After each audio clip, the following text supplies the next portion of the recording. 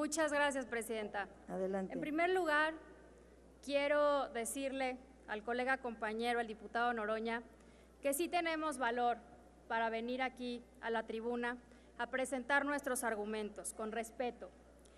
Aquí estamos de frente a la nación y de frente a la comunidad internacional, sosteniendo una posición que no es nueva, una posición a favor de las libertades y derechos más fundamentales a los que tiene derecho cualquier pueblo.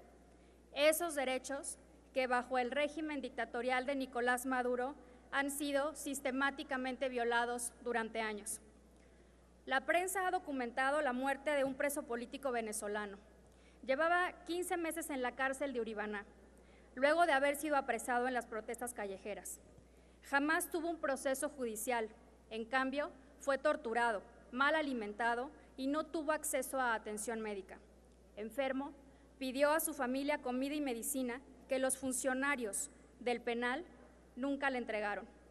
Falleció víctima de una hemorragia con deshidratación, coágulos de sangre y evacuaciones líquidas. Su nombre era Virgilio Jiménez Urbina, tenía 20 años. Él fue uno de los más de 400 presos políticos que hasta el día de hoy han sido víctimas del dictador Nicolás Maduro, de un régimen dictatorial que además ha destrozado la economía de uno de los países más ricos de la región, que ha generado una hiperinflación del 2.616% y que ha incrementado la pobreza del 23 al 61% en lo que va del gobierno de Nicolás Maduro. Y tampoco he escuchado a la izquierda hablar de ese drama humanitario, ni de la pésima situación económica, la inseguridad y la represión que han orillado a millones de venezolanos a salir del país en medio de una crisis humanitaria sin precedentes en la región. Esto, más el rompimiento del orden constitucional y la celebración de elecciones presidenciales fraudulentas en mayo de 2018, es lo que ha hecho que 54 países reaccionen asumiendo lo que aquí la nueva mayoría oficialista ha llamado una posición ridícula.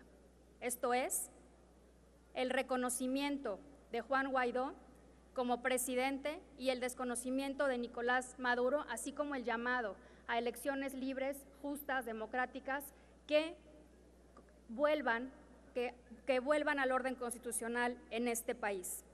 Países como Canadá, España, Francia, Alemania, Australia, Colombia, Argentina, Brasil, Chile, han desconocido a Maduro, también el Parlamento Europeo.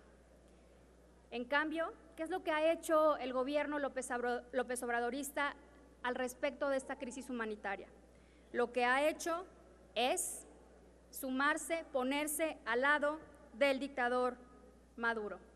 Y vienen aquí y nos dicen… Disculpe, diputada, ¿le quieren formular una pregunta? Sí.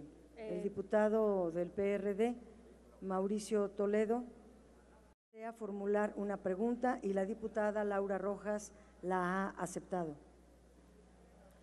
Gracias, diputada Dolores Padierna. A ver, con toda esta intervención que hace, diputada, yo quiero ser muy puntual con la postura de usted y el Partido Acción Nacional. Contésteme puntualmente si el Partido Acción Nacional y usted, diputada, y el grupo que representa ahorita en este momento en la tribuna, si está a favor de la intervención en Venezuela. Y la segunda pregunta, diputada, si usted está de acuerdo en el uso de la violencia para cambiar un régimen político como el de Venezuela. Muchas gracias, diputado. Por supuesto, no estamos a favor del uso de la violencia.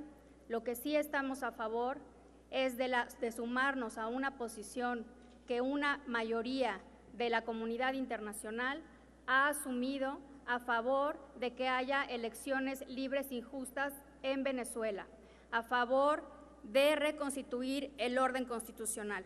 Y quiero dar más argumentos para contestar su pregunta, señor diputado. Como ya decía, son 54 países con los que México tradicionalmente ha hecho alianzas de todo tipo, no solamente tiene relaciones bilaterales sólidas y fuertes, sino que ha hecho alianzas en el orden multilateral para defender la agenda de libertades y derechos humanos. Todos estos países, como ya lo dije, han reaccionado a esta crisis humanitaria y política para reconocer a Guaidó como presidente y para desconocer al dictador Maduro. También quiero decir por qué estamos en contra de este punto de acuerdo. Este punto de acuerdo, señores, señoras, compañeras, en primer lugar, habla de apoyar la neutralidad del gobierno, apoyar una conducta de neutralidad. ¿Ya concluyó su respuesta, perdón? Estoy dando los argumentos. ¿Está dando respuesta? Nada más por el, por el tiempo. Sí, señora presidenta, Correcto. estoy dando los argumentos de por qué nosotros hemos sostenido esta posición histórica. Apoyar la conducta de neutralidad frente a un régimen que ha asesinado a sus propios ciudadanos por el solo hecho de oponerse.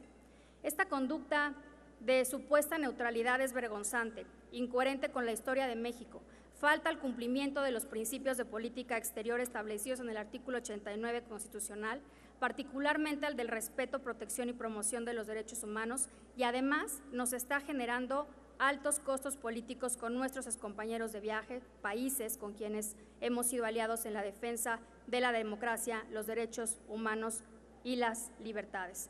Señores, ha habido 163 muertos a manos de la Guardia Nacional Bolivariana en las manifestaciones y México sigue hablando de diálogo en vez de condenar y alzar la voz en contra de esos asesinatos de Estado. Por eso es que no estamos a favor de la posición que está sosteniendo este gobierno. En segundo lugar, este punto de acuerdo también apoya que México sea puente de comunicación. Señores, la oposición en Venezuela ha dicho que no volverá a sentarse a dialogar con Nicolás Maduro porque los acuerdos derivados de diálogos anteriores fueron incumplidos. Hasta el propio Papa Francisco ha denunciado el incumplimiento a la palabra. ¿Ya terminó de contestarle al diputado? No, concluyo estos dos argumentos. ¿Usted nos avisa? Sí, no, yo le aviso. Concluyo este argumento y contesto. Correcto. Gracias, presidenta. Como decía, hasta el propio Papa Francisco ha denunciado el incumplimiento a la palabra por parte de Maduro. Hace unos días se filtró una carta del Papa Francisco a Nicolás Maduro en este sentido. Así es que en este punto de la crisis, seguir hablando de diálogo no es más que un intento por darle oxígeno al régimen. Lo que urge es la terminación del régimen opresor a través de la celebración de elecciones como lo pide el Grupo de Contacto Internacional, integrado por países europeos y latinoamericanos, incluido Uruguay. No se engañen, México se está quedando solo. Y con estos argumentos respondo la pregunta, señor diputado. No estamos a favor del uso de la violencia, sí estamos a favor de sumarnos a la posición de una buena parte de la comunidad internacional, a favor de ejercer presión sobre el régimen de Maduro a fin de que se celebren elecciones libres y justas y sea el pueblo de Venezuela quien elija un nuevo presidente. Quiero terminar mi intervención recordando por qué esta posición del gobierno López Obradorista no se entiende a la luz de las posiciones que a lo largo de la historia ha sostenido México frente a regímenes similares al de Maduro, ni tiene que ver con una interpretación adecuada de los principios de política exterior. El presidente Lázaro Cárdenas no solo desconoció al régimen de Francisco Franco, sino que envió armas, medicamentos y alimentos para apoyar su derrocamiento. México rompió relaciones con Chile bajo el régimen de Pinochet, apoyó activamente a los sandinistas en contra del dictador Somoza y firmó la Declaración Franco-Mexicana que reconoció al Frente Farabundo Martí como una fuerza política legítima en El Salvador. Señores, ¿estos hechos violaban el principio de no intervención? Claro que no.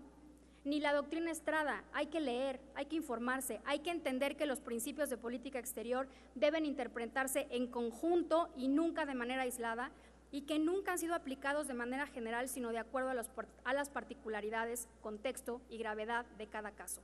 Dichos principios nunca han sido una mordaza cuando de estar del lado de las libertades, los derechos y la justicia se ha tratado. Concluyo recordándoles a ustedes, la nueva mayoría oficialista, que prometieron recuperar el liderazgo de México en la región y evocaban la época dorada de la diplomacia mexicana. Pues bien, hoy están haciendo todo lo contrario. Ojalá rectifiquen y se pongan del lado correcto de la historia. Tiene la